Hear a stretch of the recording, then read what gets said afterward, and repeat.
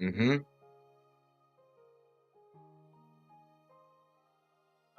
Monk, I don't think we have audio. Yeah, I noticed that too. Yeah, there's no audio coming through on that. We can see your model, the lips on your model moving, but nothing's coming out. Squawk, squawk, Flutter. Fair. On both streams, no less.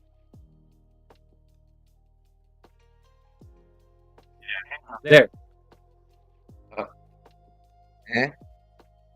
I can hear myself, and I can hear Flutter. Yeah, it's just severely delayed, apparently. Fair enough. Anyway, moving on. But we don't hear you, Coupling up back Monk. onto the rails. Waiting.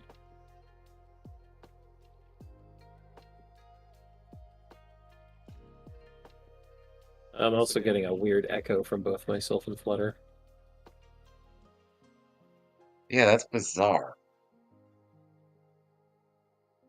Apologies for the inconvenience, everyone. It's just technology likes to give us the is liking to give us the middle, is wanting to give it, wishing to give us the middle finger tonight.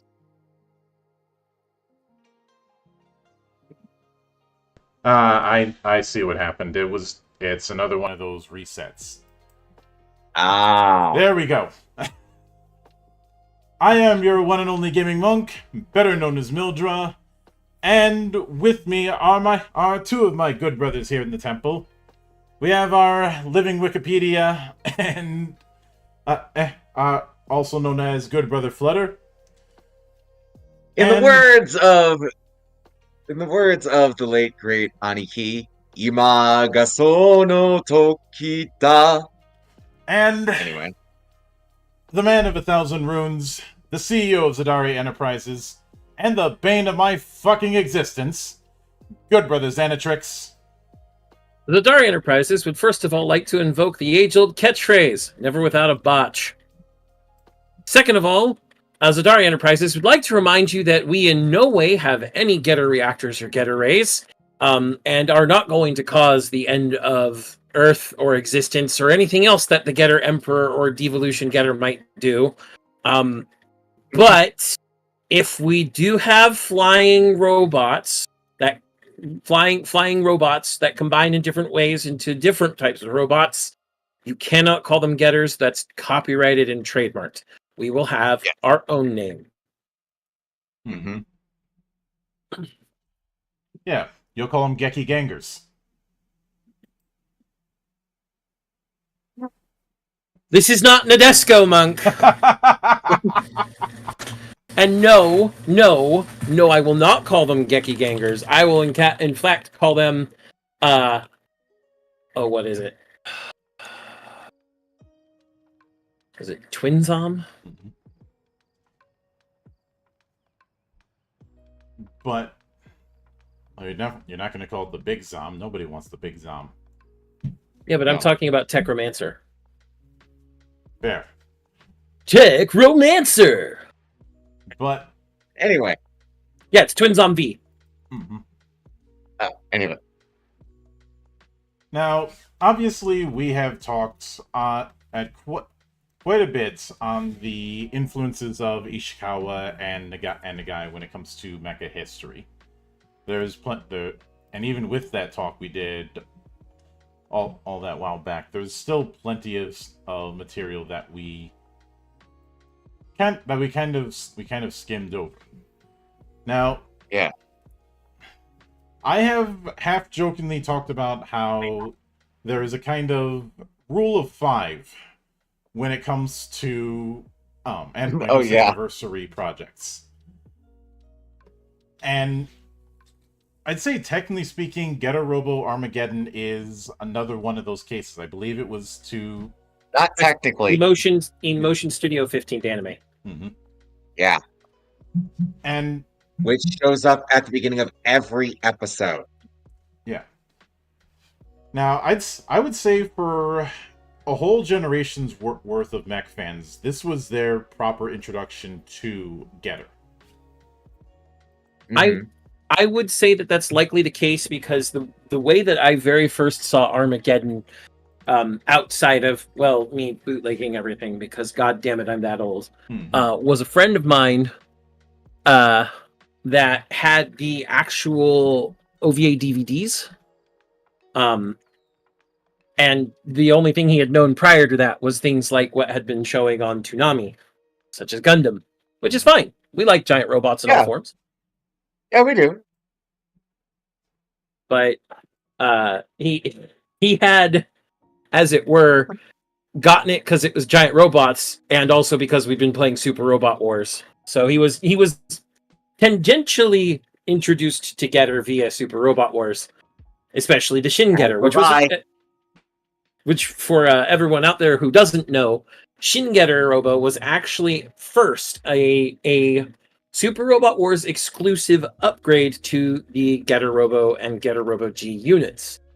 And then Ishikawa was like, hey, I like that idea. Let's do a story. And we get a bunch of Shin Getter stories, including Chenji Getarobo. Mm-hmm. Which, if I'm being honest, this is one of the rare cases where I think the international name is slightly more evocative. Yeah. Well, I mean, the international name literally says "last day of the world" on it. Sekai Saigo no... Sekai Saigo no Hi. no Hi. Yes. Sekai cycle. It's literally they decided first of all to use furigana to change it shin to chenji.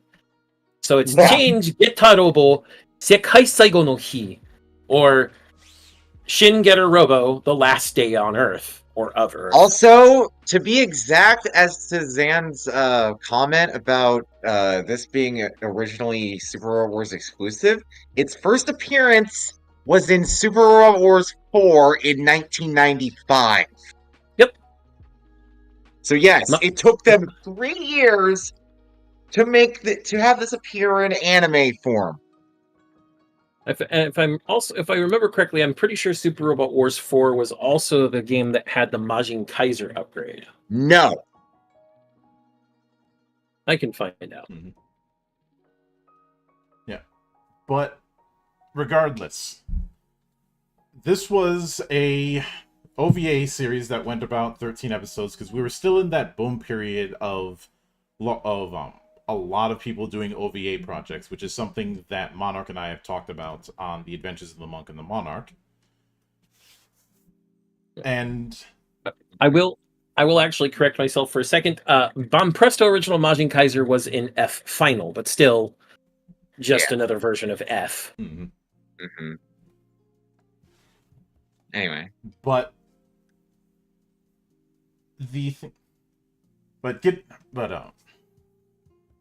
getting back on the matter, this came out between August 1998 and May 1999 as OVA, so direct to video.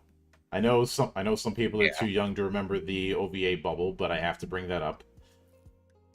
mm-hmm. And when it comes to trying to release squawk, when it comes to trying to see where things fit into a certain timeline, I think the approach that I think this is intended to be is a branch off from G, I believe. Although one that has more in common with the way the manga handles things rather than the anime. Yeah. Same goes for the next anime in the franchise, New. Anyway. Oh. Zan, you still there? Because I wanted you to double check on that. On Getter Robo G. Yeah, I believe this is a branch of a somewhat follow up of G, but in a completely different branch. It's really hard to say because it is a branch off of just the Getter Robo manga mostly. Mm-hmm. Which, of course, technically Getter Robo G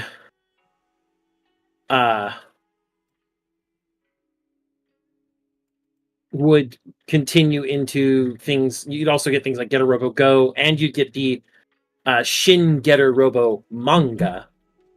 Yeah. Which was not Getter Robo Armageddon. Yeah. Point is, I feel sorry for anyone trying to make a timeline of events when it comes to Getter Robo, because it's going to look less like a timeline and more like a tumbleweed. Mm-hmm. But as mentioned, this went for 13 episodes. You had three different writers throughout, and you also have something of one of the bigger what if stories when it comes to the history of Getter. The first 3 episodes were directed and written by Yasuhiro Imagawa. Then, for whatever reason, he was kicked off of the project. Some would argue he was full on fired, which is a rare occurrence. Yeah, especially this early in an anime. And the director position was instead taken by Jun Kawagoe, and the writing job was taken by Shinjo Shinzo Fujita and Yoshifumi Fukushima. Uh-huh. And as far as the animation studio, we have Brainsbase and Studio Ox. Which I still love the fact that one of the bases in the anime is actually called Brains Base. I love that bit of inside joke. Yeah, and Brainsbase is an established name, and as far as Studio Ox, I'd say one of the last major projects that they worked on was that Kikaider reboot in the 2000s. Oh yeah.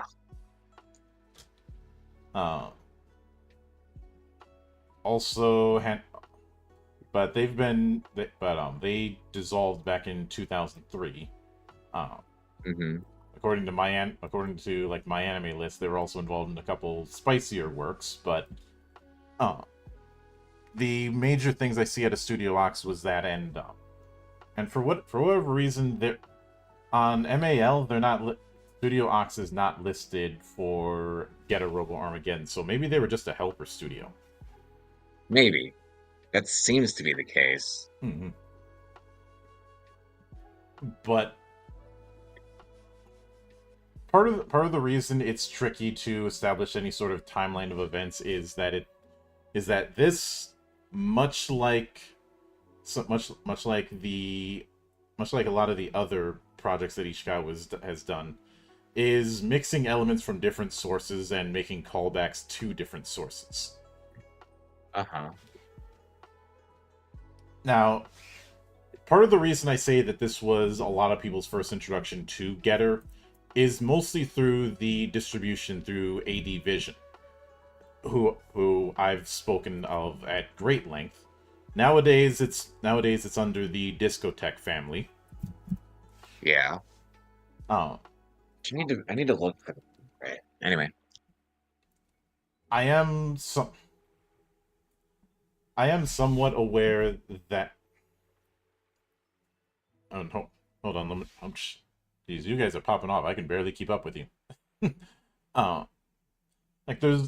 You look at a lot of Ishikawa and the guy's work, and you find those little Easter eggs all over the place to either their past work or projects that were worked on but never finished. Uh-huh. But the big reason why it's notable that it's drawing more upon the manga than on the anime is, well, a lot of Nagai and Ishikawa's works when they got animated back in the 70s were very much toned down. Yeah. Which is saying something, because both still had their violent moments, but they did. Let's not forget that all three of the Getter pilots in the original manga were on some level of insane. Yeah. Experiencing what the fandom has referred to as Getter psychosis while piloting them. Even before they were pilots, they were already crazy. Yes. So it just amplified their insanity. Got it. Well, it just amplifies if you look at how the Getter team is portrayed in many of the manga and anime episodes, well prior to Get a Robo Armageddon, they are not insane 100% of the time, but they have their insane moments. They also have moments that are very endearing, and they do come together as a team fairly well. Mm-hmm. But absolutely. But the thing is that part of fighting what they had to fight, whichever series you're looking at, whether it's the invaders here in Armageddon or any of the other beasts and dinosaurs and bullshit, Musashi was insane. Fuck you, Smacks. Yeah, fuck you, Smacks. Musashi. Benkei may have been more insane, but that doesn't stop. That doesn't stop Musashi from having been insane. Agreed. Fuck off. The but the big thing is that these to fight what you had to fight, and also to pilot these insane, for all intents and purposes, insanely dangerous machines around an energy source that the only professor in all of the world seems to know anything about. Thank you, Nagai and Ishikawa, for establishing the whole, hey, there's this new energy source and only one fucking scientist knows about it. What? Yeah. What? Juzo Kabuto and fuck, oh my god. Dr. Kabuto and Dr. Saotome are fucking geniuses, and also crazy in and of themselves. But yes, you have to be a certain amount of crazy to pilot this machine that transforms and is made of 3 jets that if you fuck it up, you'll die. Yeah. Using an energy source that is unknown and more powerful than nuclear. Yeah.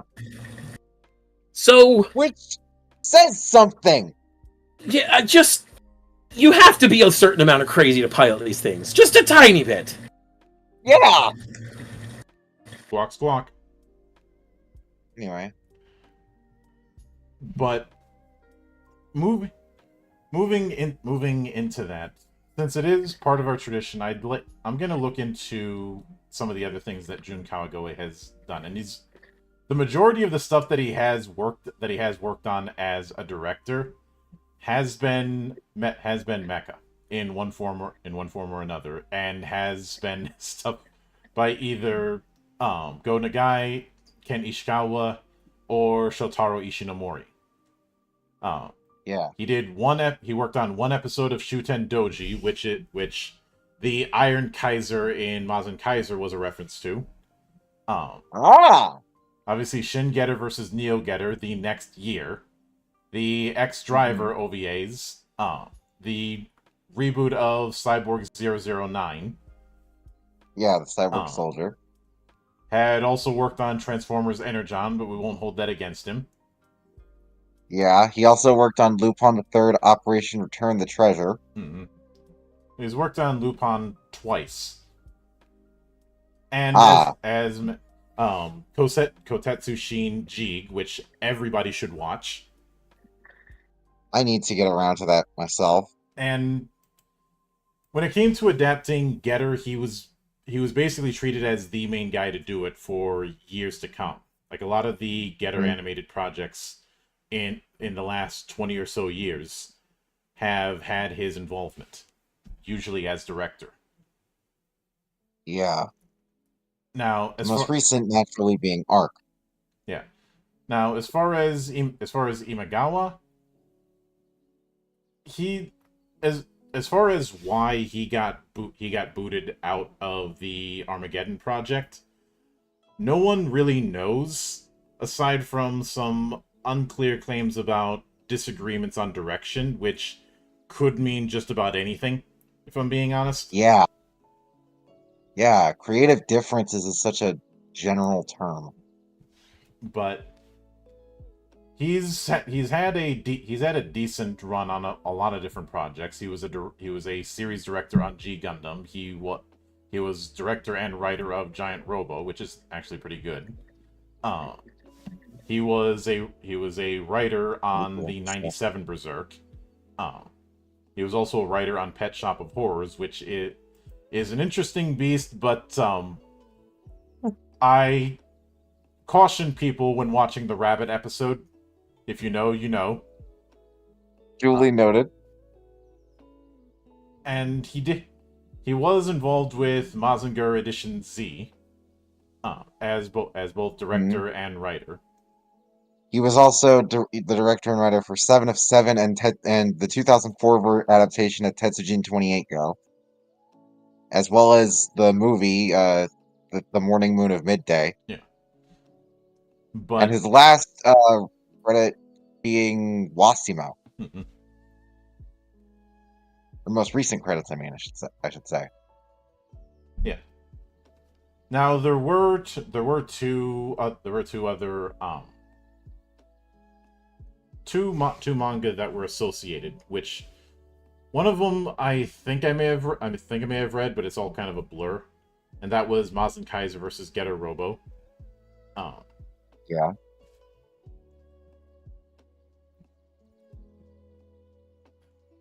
And the other one, which I know I didn't touch, was Try to Remember, which was written by Imagawa.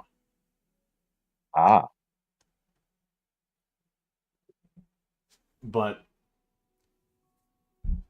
it's what's kind of interesting is that those first 3 episodes definitely have a very apocalyptic feel, and a much Oh yeah. I'd say the first 3 episodes have the darkest tone, especially with Oh, the absolutely. Flutter. Go ahead. Sorry. Apologies. Especially with the splitting off of a lot of the original teams, since Ryoma thought that Hayato had killed Saotome, When in actuality he hadn't. well, I'll get to that. Yeah. But the point is that between that, the hinted at death of Michiru, which is implied to have driven Saotome mad, there is this feeling of things about to get a whole lot worse when everyone's kind of at a low point. I'd say the only people who I'd say weren't at as much of a low point, but more just lamenting how things were going south, were Musashi and Benkei. Yeah, they were.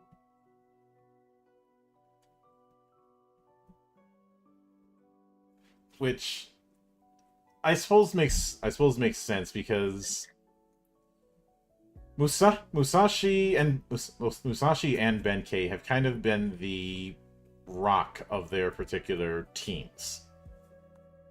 Yeah, I can see that. But in terms of how things got worse, I'm gonna pass that over to you, Zan. How things got worse after a man was sentenced to prison for not doing it. Mm-hmm.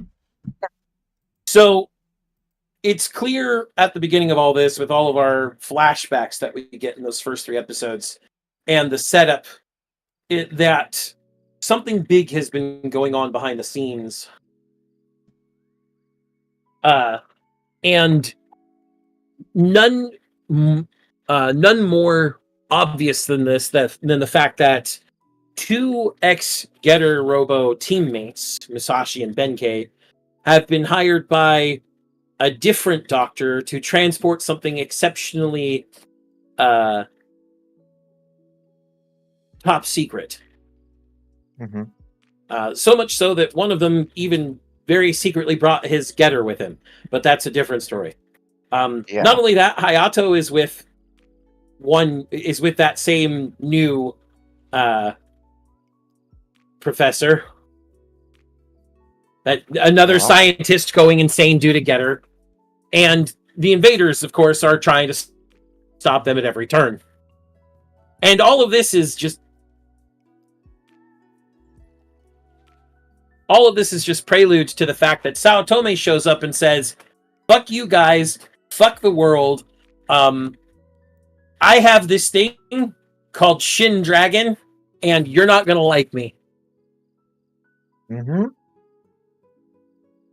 And at that, the world panics, including the new United Nations Security Council made up of all the scientists who used to work with Saotome. And 2 men who are kind of weird named Stinger and Cohen. They're kind of weird. They talk kind of weird. They sound kind of weird. They look kind of weird. But a lot of people in the show look kind of weird.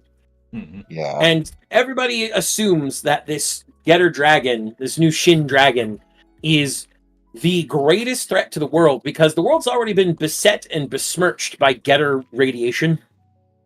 So much so that they had wars, and there were bases on the moon, And they decide, hey, if Sao Tome's still alive, then that guy we sent to prison wasn't supposed to go to prison. Get him out of prison and get him to kill Sao Tome. So they get Ryoma out and they put him in a standalone Getter 1 to go fight Sao Tome. Yeah. Yeah, and that seems in the midst of all of that, a new threat known as the Invaders starts showing up, and I'm not sure if Ishikawa's outright said so, but there's a small part of me that wonders if the concept for the Invaders was inspired by both the Venom symbiote, which honestly wouldn't be surprised. There's a lot of Marvel DNA in a lot of early anime. And the Thing from, well, John Carpenter's The Thing.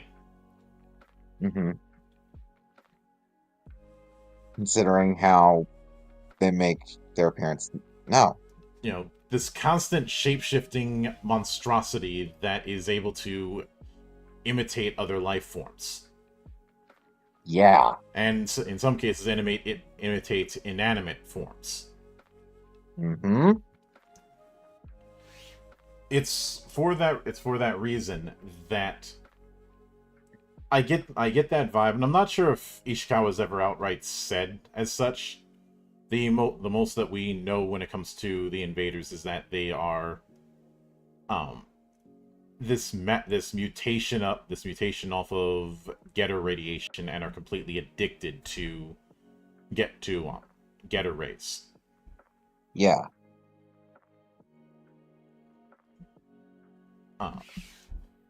So if anything, there's kind of the implication that they're more like a parasite.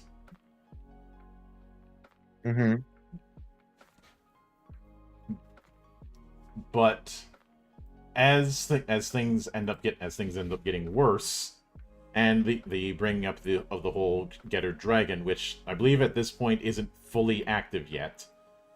No, it's still dormant.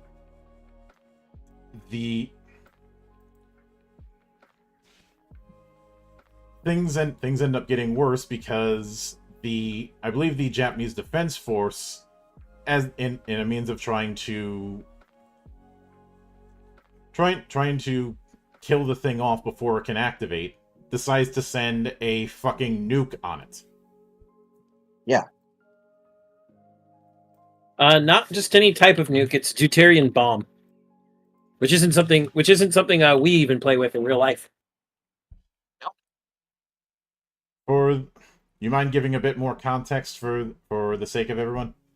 Deuterium is an isotope of hydrogen, or is it helium? It's one of those first two. That is two of them fused together instead of it's hydrogen. Then it has to be hydrogen. It's basically it is hydrogen. It's also two known as hydrogen. heavy hydrogen. Thank you, Flutter. Deuterium has a Deuterium, yes. Yeah, deuterium has a very high energy output when split, because it took a very high energy input to fuse them that way. Hydrogen does not like to fuse in that particular fashion. When the two nuclei of hydrogen come together, they usually create helium. Yeah.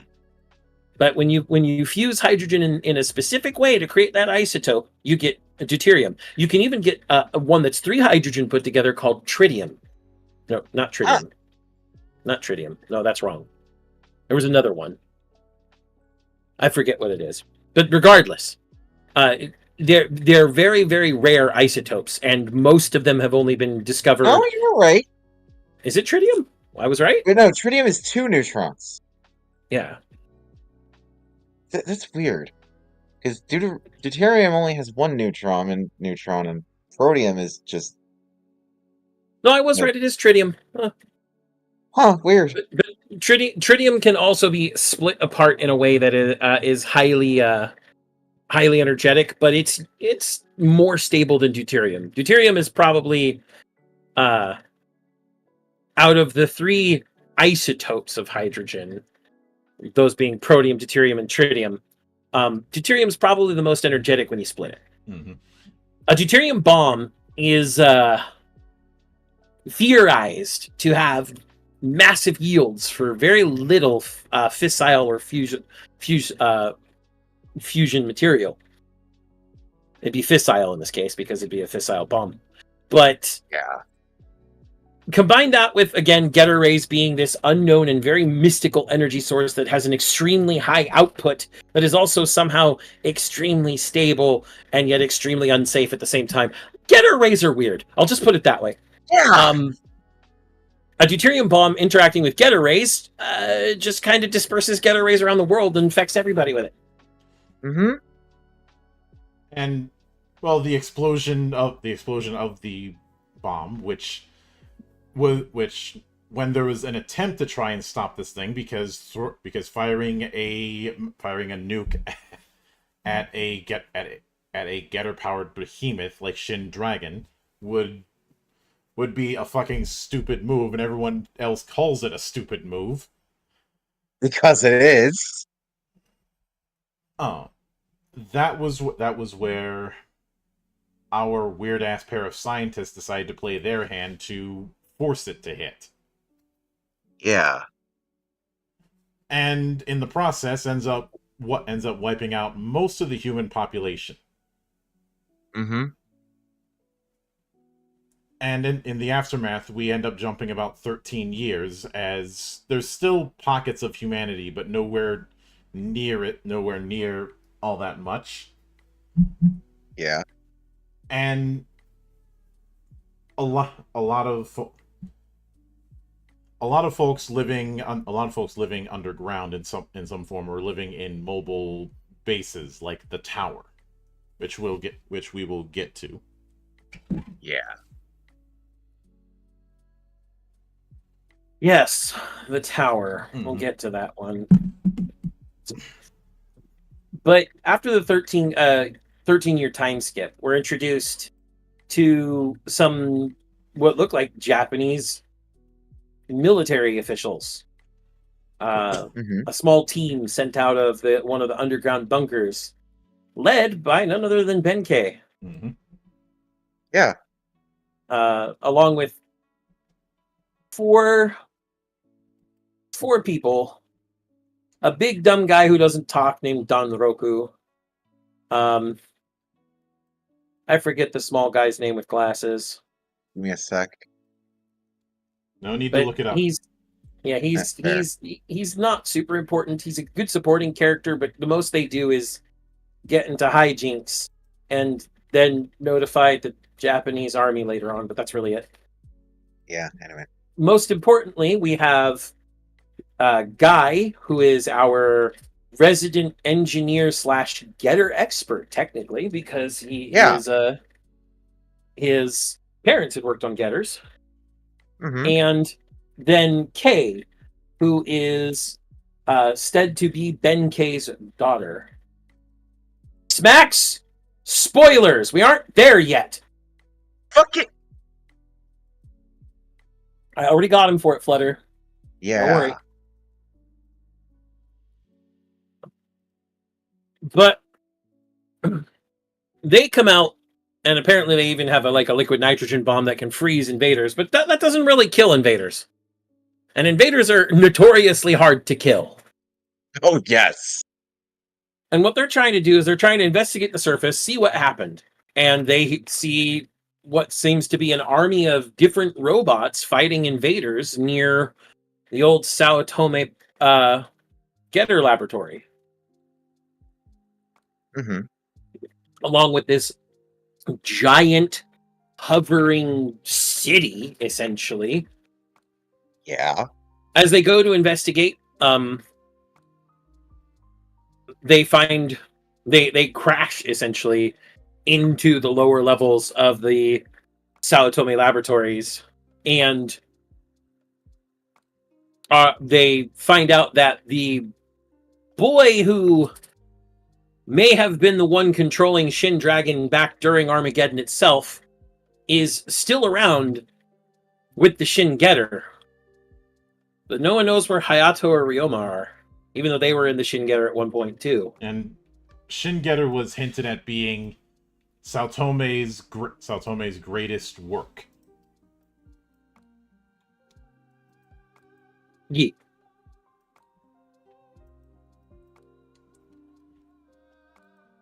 I mean, it gets that little lightning treatment at the end of the opening.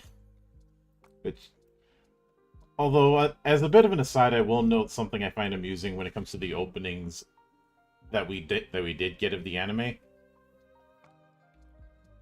With some openings for anime, they get an animation or at least some cells dedicated solely to that. With Armageddon, no. Like, all of the clips that are shown there are ones that are seen in the anime itself, which isn't how this kind of thing works all the time.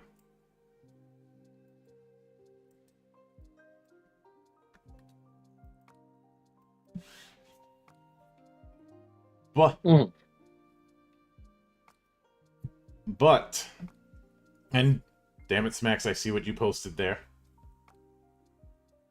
Yeah, that's why I got on his case earlier. Oh.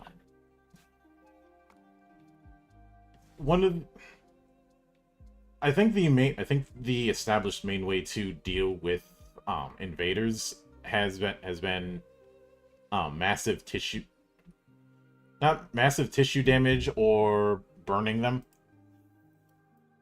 Even then, it's insanely hard to kill them. Invaders do not die easily, and in most cases, blowing them apart doesn't actually kill them.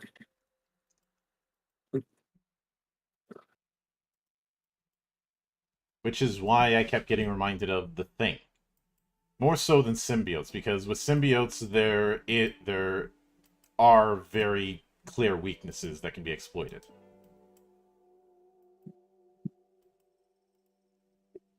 Whereas with The Thing from Another World, it's a little bit trickier. Yeah. The worst part about it is that the invaders do not have a set form. They take some very iconic forms, but they're amorphs in general. They're amorphic. They continue to shift themselves, change themselves, move and modify themselves into whatever form they believe is best for combat. Mm-hmm. And they do so mostly instinctually. But a lot of times when they obviously appear, it's this black mass of eyes and teeth. Eyes, teeth, blades, etc. Yeah. Mm-hmm. But the thing is that the reason they're so scared of the Shin Getter and even try to stop K and Ben-K from getting onto it, to the point that they impale Ben-K in his fucking torso, is that Getter rays kill them. Straight up. They live in symbiosis with Getter rays, according to what they say, but at the same time, exposure to high energy Getter rays causes them to kind of just die. Kind of like cell apoptosis. Yeah. It is the overfeed strategy. Yeah. And with that in mind, the threat of Shin Getter causes them to become even more active, and also to fight the Super Robot Army by taking over the husks of super robots as armor for themselves, basically. And they become metal beasts, as they're called. Mm-hmm. But it's also at this time that we're introduced to the crew of the tower and the fact that it's run by Hayato. And how their entire purpose is to stop another Armageddon by shutting down Shin Dragon's reactor. But it's unfortunately also at this point where the crew of the tower does not like the Japanese, because they see the Japanese as the ones who started Armageddon, because Sao Tome is Japanese. Yeah, it's good old racism. Mm-hmm. And on top of that, all of a sudden Sao Tome shows up again, even though he's died 4 fucking times at this point in the show. 3 times in the first 2 episodes, I swear to fucking God. And he's like, hey, I'm still here. We're going to cause Armageddon. By the way, I have invaders in my eyes. Oh, and Kay, you're actually my daughter, Genki. And everybody flips out. She flips out. She goes to try and kill him. which is kind of what he counted on, and he draws both K and Go into the depths of Shin Dragon to read their genetic memories and genetic data, while everyone else is fighting the metal beasts and trying to keep Shin Dragon from powering up. Luckily, because Go and K are in there and they're working together, Shin Dragon doesn't have a chance to power up all the way, and begins to disappear at the end of everything after they get out. Also, Ben-K at some point finds a giant flying ship that looks like a whale. I'm like, they took that from Final Fantasy IV, and no one can convince me otherwise. A Getter reactor-powered flying ship that looks like a giant whale. It's the lunar whale in all but name. But with that, the Getter crew, as they basically are called from then on, or the Getter team, headed by Ben-K and being Go-K and Guy, in the Shin Getter, fly around the world in the whale to try and find Shin Dragon, while the tower also searches for the Shin Dragon in other ways. And we have a few of their adventures. They go to the North Pole, and where you have a literal John Carpenter's The Thing up there. Everybody gets a bunch of people get infected by invaders. Which I suppose was inevitable, especially when John Carpenter's The Thing took place in the South Pole. Yep, and on top of that, we get the introduction to the Black Getter, because when they go to the North Pole and confront this thing that turns people into invaders, it puts their faces on the actual surface of the invaders, so that Go-K and Guy are too, well, frankly, not ruthless enough to attack.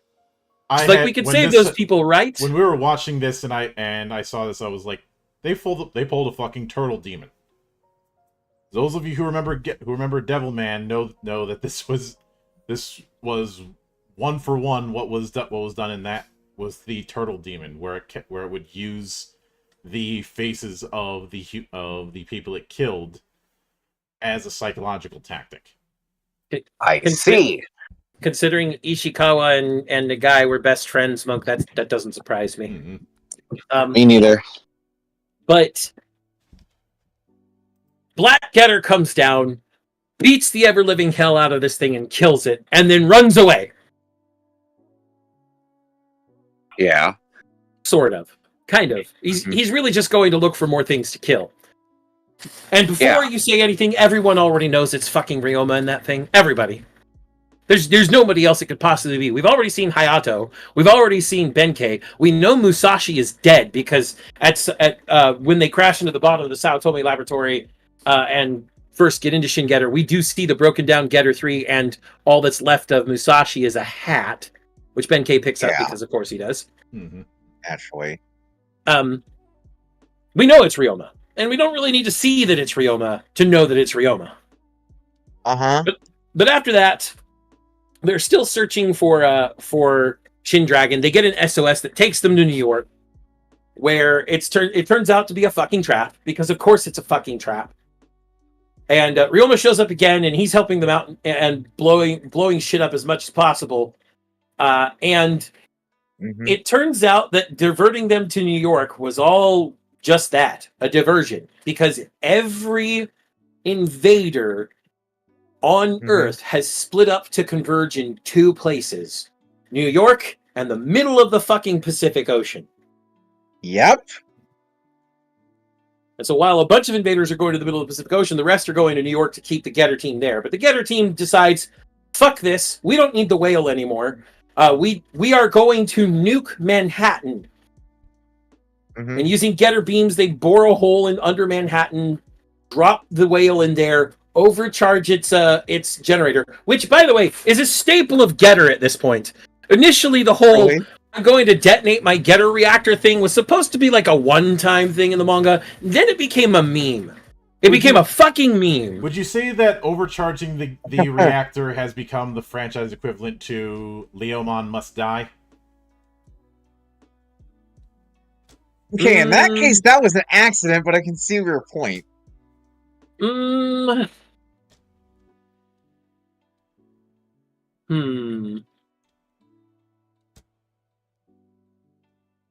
No, because Leomon Must Die hasn't been aped in other shows, whereas homage and parody both have come in numerous shows of I'm going to rip the reactor out of my robot and use it as a weapon. It's been everywhere. It was in fucking Gal Gaigar Final. Come on now. Which came out a year after this. Gekyu Ryujin, we will always miss you for detonating your own fucking G-Stone reactor, your GS ride. But I digress. Yeah. They blow up Manhattan, getting rid of all the invaders there, and fly off to the point in the middle of the Pacific Ocean that happens to be a volcanic island, and find the tower and the entire Super Robot army there, fighting the invaders, trying to get in close so that they could prevent Shin Dragon from awakening, which is at the bottom of this caldera. But Stinger, Koen, and Sao Tome float to the bottom of the caldera,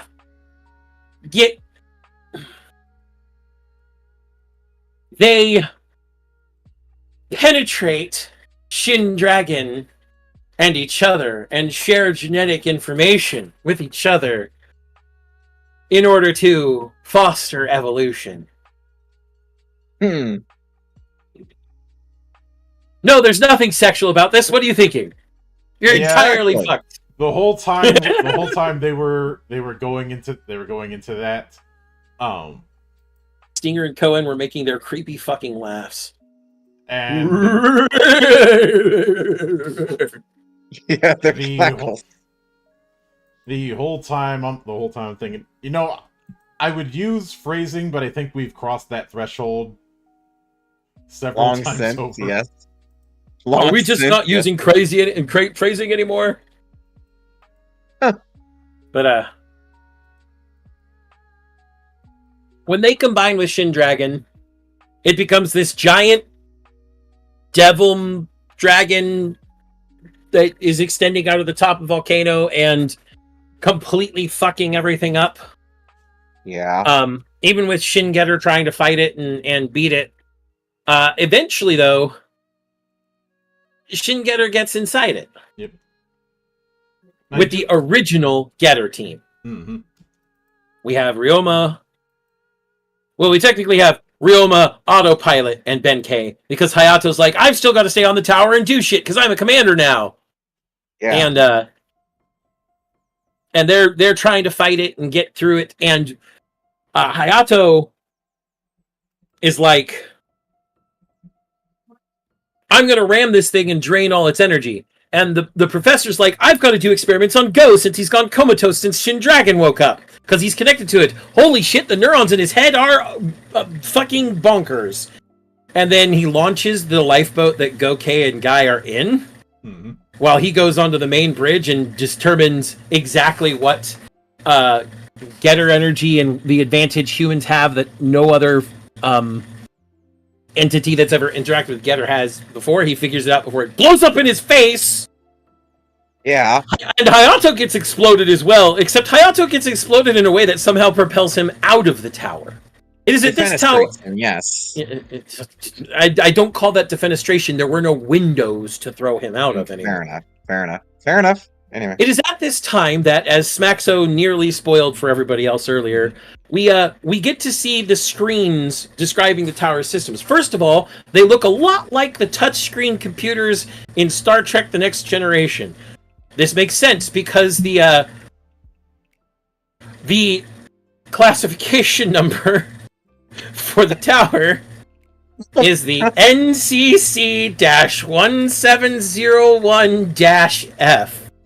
For all of the Star Trek nerds out there, they know that this means that it's the Enterprise F. Except the tower's name is not the Enterprise. The tower's name is Babel. It is the Tower of Babel as a Starfleet ship, apparently. Uh-huh. But he uses it to try and drain as much Getter energy from the Shin Dragon as possible so that Ryoma and Benkei have an advantage and can fight better. And it actually kind of works. It weakens Shin Dragon enough that after Hayato is exploded out of the tower, they open Get, send Shin Jaguar to pick him up. Shin Jaguar picks him up, and now we've got the full Getter team in Shin Getter. They go inside the Getter to go fight Saotome, Stinger, and Koen, who are fighting in a slightly more demonic version of Getter Robo G. Mm-hmm. Which they do manage to destroy parts of it at one point, but then Saotome's like, dude, we're inside Shin Dragon. I'm just going to use these inside the metal inside Shin Dragon to make another Getter G machine. Fuck you. Naturally, yeah. It doesn't exactly help that around that time, at the same time, Saotome and company are dressed as Getter pilots. Yes. Yeah.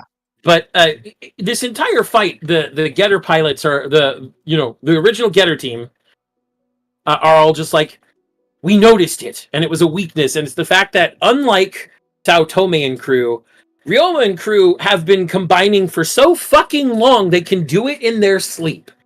Yeah, it's that second nature to them.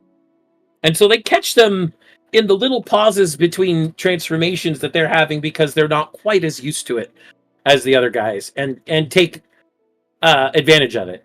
But each time they blow them up and each time they break stuff, it isn't permanent because they can just make more Get machines out of the pieces inside Shin Dragon. In So, perpetuity, yes. Yes. Squawk, squawk, flutter. Yeah. Fair enough. But what's ironic with that is, I believe G, unlike the original Getter, was designed more for combat. Let me see.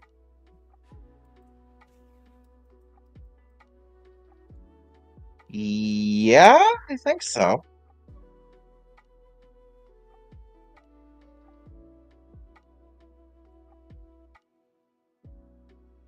But yeah, the big thing here is that Go, using his psychic powers, because he's been established as telepathic and in some cases semi-telekinetic the entire show, tells Ryoma, you guys need to use the Stoner Sunshine. Which, by the way, as a fucking move, that is a great name. It is. And it essentially drains nearly all the energy of Shin Getter to shoot a giant ball of psychedelic energy, because god damn it, it's the Stoner Sunshine for a reason, and erase the Getter Robo G, just dissolving it as much as possible. Stinger and Koen escape this glut of Getter energy, and Saotome's about to, but then Saotome reveals, motherfuckers, I've been hiding my own human self inside this invader-riddled body this entire time. And then he tells the original Getter team, you're at the end of the rails that I set for humanity, and it's up to you now to choose the next steps. And goes, goodbye, guys! And gets dissolved by the Stoner Sunshine, killing the invader inside himself and killing him.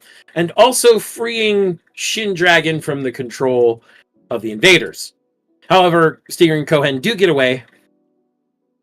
And they go into space. And the Shin Dragon is still having some issues, but Go, K, and Guy get in it and use it to absorb all the Getter energy on the surface of Earth to destroy the remaining invaders at that volcanic island, and then it seems like Go is dead. Yeah. But remember, he's just never always check the body. Yep, no body, no death. Yeah. Anyway. But Cure is right. That fight is fucking awesome. But yeah, Getter fights have been fucking awesome for ages. So yeah. Yes. As is the art style change when the Stoner Sunshine is fired. There are 3 attacks in this entire show where when they go into when they do these certain super attacks, you get this very raw, scratchy, fluid, just line art style of animation. Would you and call it a Sakuga moment? It absolutely is a Sakuga moment. It is. It absolutely fucking is. But just the whole thing, how fluid the animation is. Yes, Smax is right there. This Shin Getter versus Metal Beast Dragon fight is a nod to the first chapter of the Shin Getter manga. But the team then determines that Jupiter is getting more massive, that Jupiter's moons have fallen into it, that it's tearing apart places like Mars and Saturn and eating the matter around it in an attempt to turn it into a star, which there's still not enough mass in the solar system to do that. Jupiter is a failed star after all. Mm-hmm. And then Stinger and Cohen decide to do another fucking generator detonation and throw a Getter generator into the center of Jupiter and turn it into a Getter ray star, which apparently gives all the invaders superpowers or something. And then they start piloting Ganymede towards Earth to crash it into Earth, because they don't need Earth anymore. They can just live in the solar system with a Getter star. Yeah. They try to shoot Ganymede with a railgun that's still on the Earth. Ganymede reflects the railgun projectile back at the railgun faster than the speed of light, and cracks the moon in half. Yeah. So the Getter team, the Super Robot Army, they all decide that they're going to go to a space station called Brains Base and act as a line of defense in space. And also, the Japanese army finally shows up in their little fucking BTs. Yeah. The BT-23s. Mm-hmm.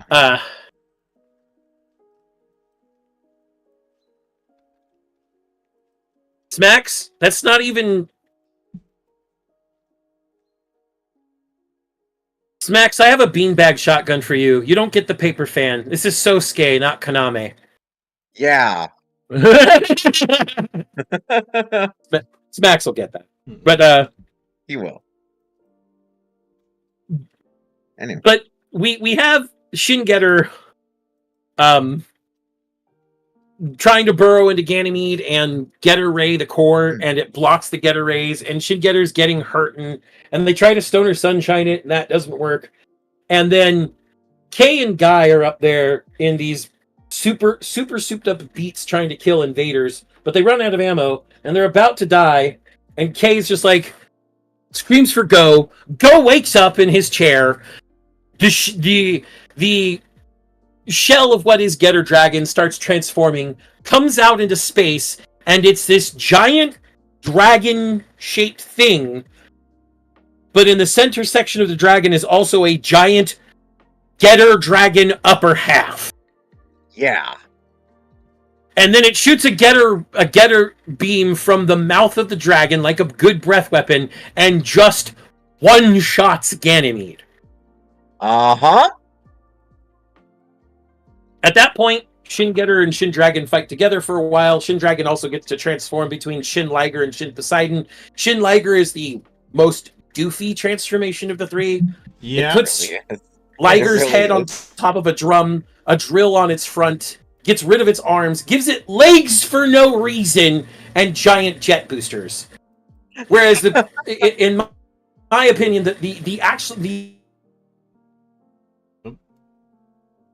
Shin Getter G is actually Shin Poseidon. Shin Poseidon looks the coolest. Even Shin Dragon looks... Oh, I said, in my opinion, when it comes to Shin Getter G, my favorite form is Shin Poseidon, because it actually looks good. Even Shin Getter Dragon looks kind of doofy, having an actual dragon and then the half of a Getter Dragon on top of it. Yeah. You know, Smax, you mean the folks at Gynax took notes first.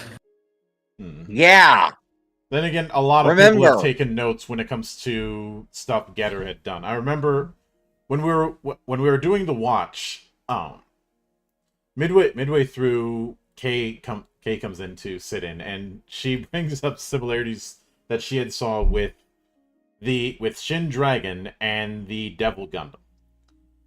And Yep. You had beaten me to the punch, but I was gonna say, where do you think they got it? Where do you think they got the idea? Yeah. Not helping that, similar staff on both shows. Yeah. Mm-hmm. Well, and then, of course, I had to point out the thing that I always point out. The thing that I point out every time whenever it comes to Getter, whenever it comes to Mecha. Green energy, powers beyond nuclear, influenced by human emotion. Name that super robot anime. Do you have the slightest Exactly. idea how little that narrows it down? I'll name the top 3. Those are Getter, Galgaigar, and Gurren Lagann. Oh wait, they all start with G as well! 3G. That and Not only do they start with G, it's almost always hot-bloodedness and courage that does it! Fuck you! Green is the color of life and courage in Japan, and no one can convince anyone in Japan otherwise. yeah, because Exactly. this extends further beyond that. I mean, look, His name is Link. He come to town, I know. yep, you've got that, or if I have to use more recent anime, look at both Hero Aka and Demon Slayer. Yep. Tanjiro Deku. I just, But Well, in the besides case all of that... in the case of Deku, his name is Midoriya. Yeah, Yeah. His last Yeah. name. Yes. yes. But they fight off those invaders coming towards Earth, at least as many of them as they can, but then they're like, you gotta stop Jupiter before Jupiter gets to be too big of an issue. But we'll never make it to Jupiter on time, and goes like, let's just make a wormhole. Huh? Yeah. Let's just make a wormhole. Focus your beams Uh-huh. right there, and we'll make a wormhole. Exactly. Smacks, thank you. The giant ass. Smacks points out that the giant ass Shin Dragon God. is a nod Yeah, to Getter G.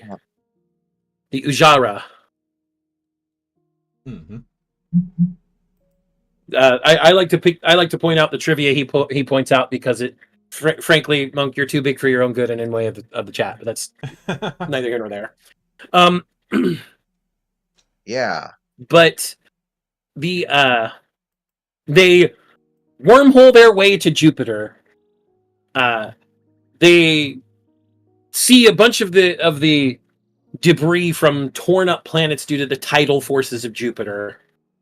They fight invaders, and they go to Getter Beam Jupiter so that it stabilizes the core and stops being such a nuisance and stops being a Getter Ray sun. Okay. But a giant flaming Cohen and Stinger manifest on the face of the planet and block the Getter Rays and go, "You've proven it. You are just like us. Come live with us. We'll live in symbiosis and be the best Getter the best Getter influenced life forms ever." And this is where the Getter teams, both of them, go, "Hey, we finally get it. The thing that, the crazy ass the crazy ass professor that wasn't Sao Tome finally discovered before he blew up in the tower. The thing that humans have that none of the other Getter influenced life forms have, memory. And so we are going to use our memories to heat our past and shape our future and say, fuck Getter Rays, we're never going to use them again." And then they use them a year later. I won't get into that, but this is where we get the three biggest All right, jumping yes, the Max. shark. We get the three biggest jumping the shark moments of the show. We get the final Getter Beam, which was fucking great. It intertwined the Getter Beam of Shin Getter and the Getter Beam of Shin Dragon into this pink and green spiraling death beam of doom. But that was blocked by Cohen and Stinger. We then get the final Getter Tomahawk, which is a Getter Tomahawk. By the way, the Tomahawk for the Shin Getter is already not a tomahawk. It's a giant fucking double-bladed battle axe that's as tall as it is, and but it's called the Getter Tomahawk. And occasionally a scythe. And occasionally a scythe, and occasionally a halberd, and occasionally a spear, and occasionally a... Yes. But no, they manifest a Getter Tomahawk the size of Jupiter, and cut Jupiter into pieces, cut Stinger and Cohen into pieces, cut 3 moons of Jupiter that were retrieved from Jupiter's depths into pieces, ending the threat of Jupiter. But it doesn't end the threat overall. No. First of all, the final Getter Tomahawk causes the actual Getter Tomahawk to crumble to nothing. Oh, and Getter's arms to crumble to nothing. And a new void in space opens up, and they're like, "Oh, we have to go fight in there. This might be the final battle." And the Getter team and the Shin Getter team and the Shin Dragon team, like, whatever. Well, we don't even have arms. Mm-hmm. And goes like, "We'll use that." And Ryoma's like, "That, huh? Okay." And they hook the generator of Shin Getter to Shin Dragon to make it an amplifier. In the best way, Cure. In the best way. Jumping the shark in the best way. Yes. But they hook it up and they charge everything up and cover themselves in energy. And for those of you who have never seen Getter but have played Metroid games, you will very much recognize the name of this. They perform the Shine Spark. Or in this case, because it's the Shin machines, the Shin Shine Spark. Mm-hmm. And we get more of that crazy ass bold line art with the entire 6 Getter team. And they go into this dimension. And it's a bunch of homages to every enemy that Getter had faced at the time. The Dinosaur Empire, the 100 Demons, the Invaders, all of them were there. And then on the other side was a bunch of Getters, including one that looked an awful lot like Getter Emperor. Mm-hmm. Despite the fact that he hadn't appeared yet. I think he had appeared in the manga at that point. He had appeared in the manga as a one-panel shot of him holding Earth in the palm of his hand. Mm-hmm. But the Ryoma on the Getter Emperor goes, "Hey, we've been waiting for you guys to show up." And our Ryoma and Hayato and Benkei go, "Huh, it's like we were always meant to be here. We're going to fight for eternity." And tell Gokei and Guy, "By the way, we're sending you back home. You need to lead the next generation into not using Getter rays." And then they are sent out very near Earth in a crumbled Shin Getter dragon, and we close scene. Mm-hmm.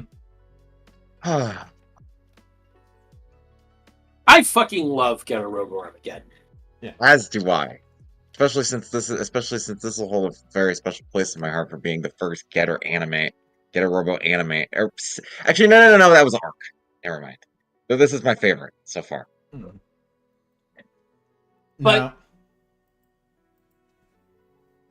there does need to be some very special attention paid to not just sound design, not just audio identity, and not just OST, but the voice actors. Oh, absolutely. We had a massive crew of just very good voice actors. But I do believe that this might have been Hideo Ishikawa's first time playing Ryoma. Let me check. I don't remember if it was his first time or not. Let me check his filmography on his Wikipedia page. OVA? Wait, no. Yes! Okay. So, Hideo Ishikawa, as Nagare Ryoma, is fantastic. Mm-hmm. I think he's fantastic. As a voice actor, he's fantastic in general. for example, things he's done other than Getter. He was Umon in the Soul Taker. That's a deep cut for us, Monk. Mm-hmm. He was Itachi Uchiha in the 2004 Naruto. Mm-hmm. Cybertron Dreadlock.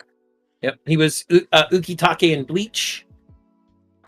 He was Ray Same here, Penber in funnily Death enough. Note. Yeah, As well as Hideki Ide. Yeah.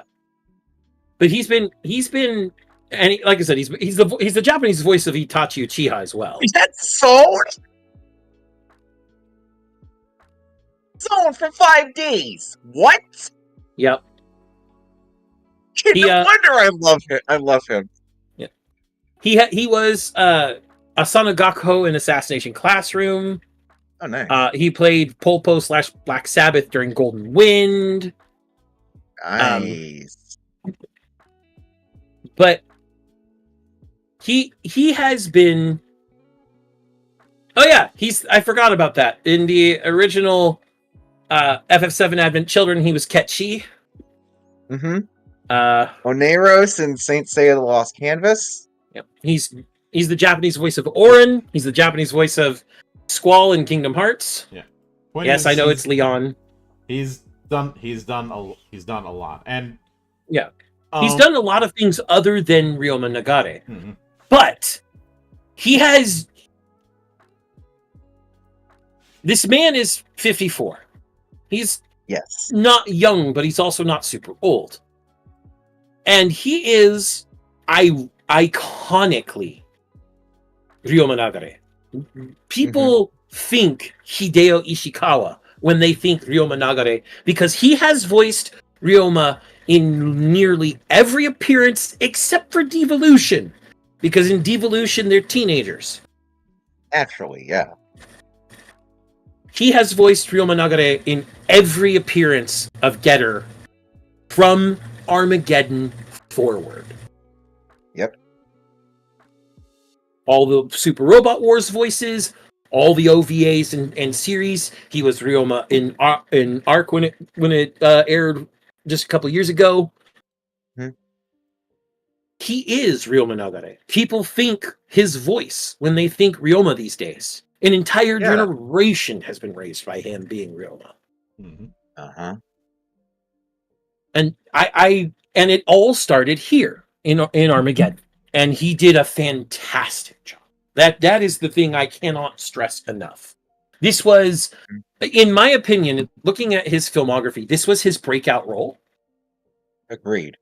Because a lot of the roles prior to Ryoma were kind of, in certain ways, side or supporting. Mm-hmm. But Ryoma is a main character. And Ryoma is where he got huge. Oh, absolutely. And so that was the one thing I really wanted to stress regarding anything having to do with the audio. The voice actors make and would break this show if they were not there. Mm-hmm. Every VA put forth their A game, and every VA embodied their character. And you could tell that Tomokazu Seki was having a fuck ton of fun as Go because he steroids. Mm-hmm. Repeat that, saying you cut out. Domon Kashu on weird ass steroids. On getaways, you might say. Yeah. Domon Kashu snorting getter raised is a terrifying idea. I would also like to point out that the Shining Finger sword is green. Mm-hmm. Yeah. Anyway, but with that being said, Monk, final judgments? Yeah. Okay. Good Brother Flutter, what do you got for us? This, like Zant said, was the gateway for a lot of people to this particular mecha franchise. And I don't blame them. This has some of the most amazing animation, despite it being from the late 90s. The audio identity is fucking impeccable. and the fight scenes are a sight to behold. I can't, with a stab from the Getter Tomahawk, I cannot rate this any higher than weeb. All right. Brother Flutter has given us a weeb. Monk, I move on to you.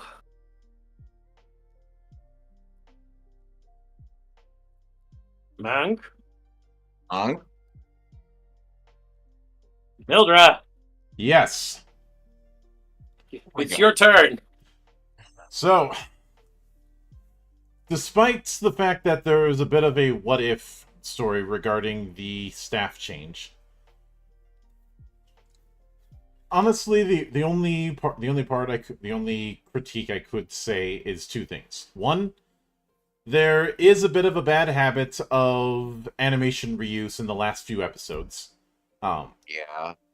On the other hand, this was something that was common to the point of being endemic throughout the 90s. You look, as I mentioned before, while Sailor Moon is one of the biggest offenders when it comes to cell reuse / abuse, it's far from the only offender from that era.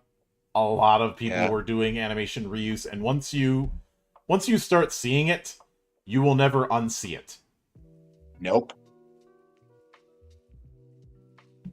Now, that being said, animation, it is very much on point. I always appreciate the technical design whenever mechs are on screen, especially in regards to the little details with the different getter transformations, like how you can have such drastic shape changes is established with this animation. Yeah, the cell gets reused a few times, but that's as far as it goes. The look of Shin Dragon's forms, as I've mentioned before, are all differing levels of weird. Yeah.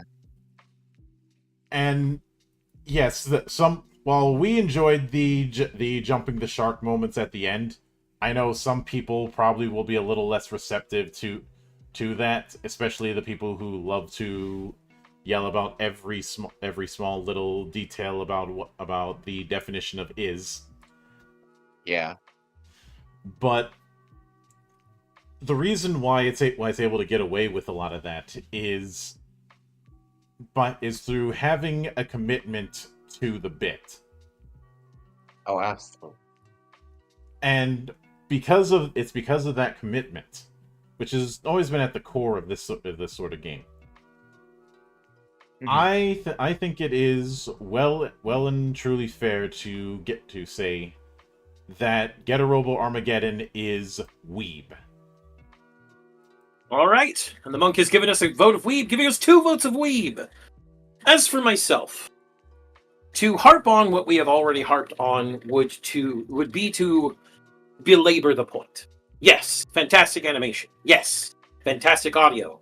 Yes, wonderful VAs. Yes, a fantastic story.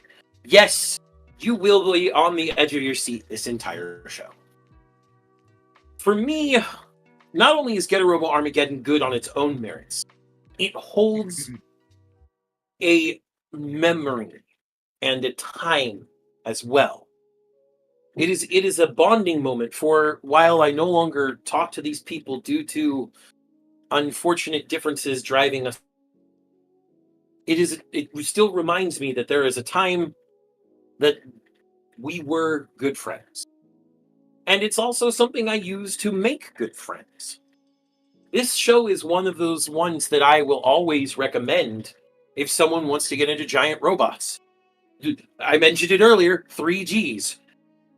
Getter, Gurren Lagann, Gao Gaigar. Those 3 will definitely turn anyone mecha-loving.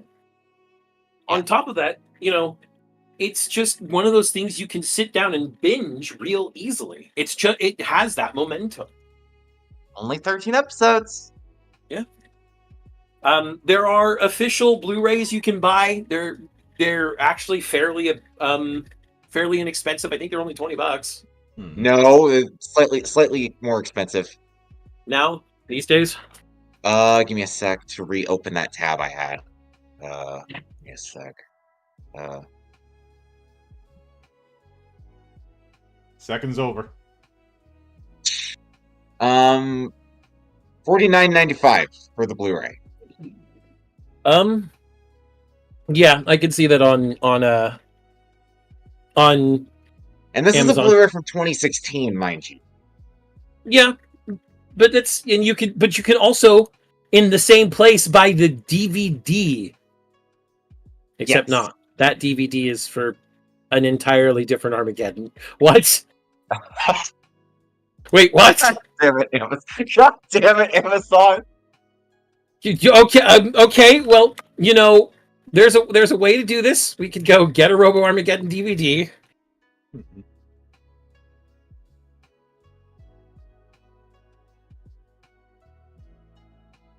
Because the DVD tab changed it to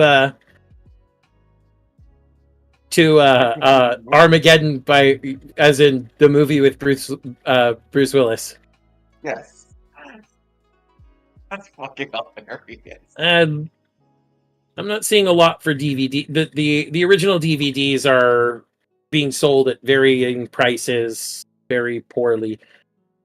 You can get $50 for the 4-pack that has all 4 volumes. Yes. But regardless, $50 for something this big is actually supporting a very good official release. Oh yeah.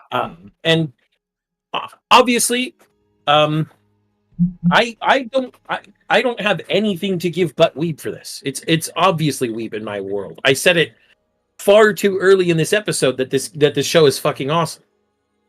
And so, with 3 votes of weeb and none of scrub, this parliament finds Getter Robo Armageddon to be weeb. Woo! And now, is there the possibility that we'll cover New Getter or Shin versus Neo down the road? Yeah, maybe. It won't be the next one, obviously. It probably won't be the next one, obviously, unless the wheel is feeling particularly spiteful. And we won't find. Yeah. And we won't be. Because mind you, the last 3 episodes have been on Mecha. Well, it's all going to depend on the wheel. Yes. Well aware. Anyway. Well, what I was about to say was, we also won't ever be doing 2004's Getter Robo because it's episodes. longer than. Yep. Yeah. So, you ready to spin the wheel and make the deal? Yep. Wheel of morality, turn, turn, turn. Tell us the lesson that we should learn.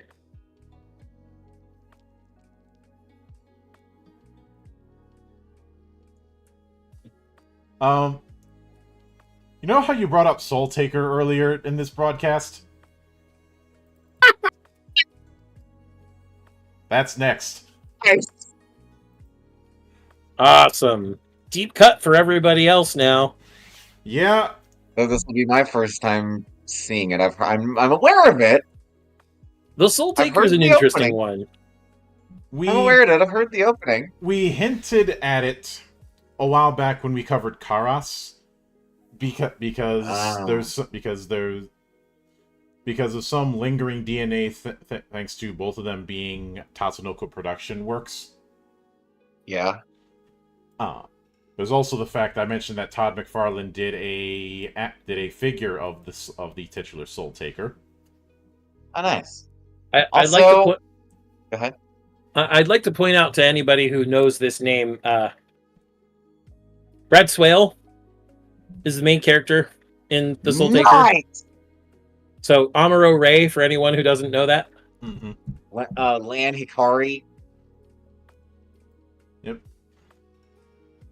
Not to be confused with his twin-ish brother.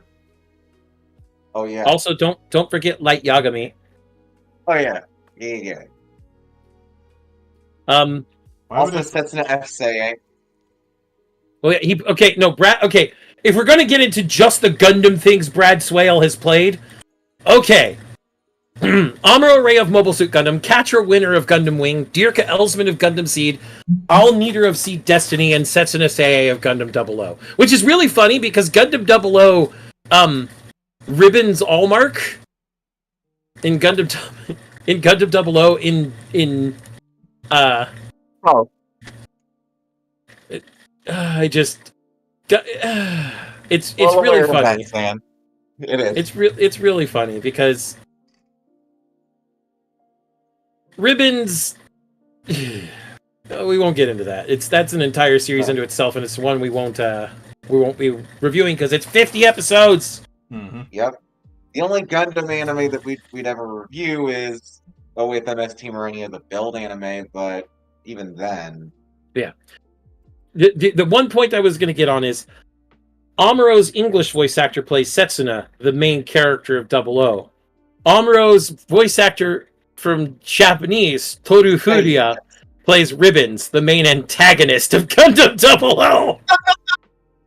Yeah. So it's Amuro fighting Amuro. Got it. I mean, if you played both the Japanese voice track and the English voice track at the same time, this would be true. Yes. Yeah. But with that said, I will be back here tomorrow morning because I'm gonna be doing a morning interview with the folks over at Adderstone Games over a Face Seeker's Guide to Avalon.